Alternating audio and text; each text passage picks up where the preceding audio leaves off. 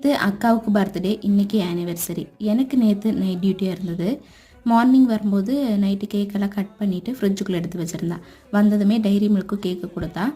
நானும் ஃப்ரெஷ்ஷப் ஆகிட்டு வந்து சாப்பிட்டு என்னோடய ஃபேஸ் பேக் வந்து காலி ஆயிடுச்சு. அதை வந்து ரீஃபில் பண்ணலான்னு கிரைண்ட் பண்ணுறதுக்கு வேண்டி வெறும் பாசிப்பயிறு மட்டும் எடுத்து நல்லா கிரைண்ட் பண்ணி எடுத்துட்டேன். அதுக்கப்புறமா இதை ஸ்டோர் பண்ணுறக்கு கண்ணாடி பாட்டிலில் நான் ஆயில் ஊற்றி வச்சுருந்தனால அது இன்னொரு பாட்டிலில் மாற்றிட்டு அதையும் வந்து நல்லா க்ளீன் பண்ணி தண்ணி இல்லாமல் எடுத்தாச்சு.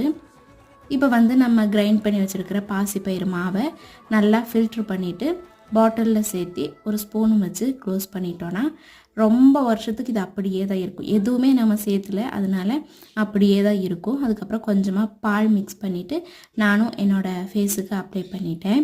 உங்களுக்கும் ஃபேஸ் நல்லா பிரைட்டாக தெரியணுன்னா இந்த ஃபேஸ் பேக் தினமும் யூஸ் பண்ணி பாருங்கள்.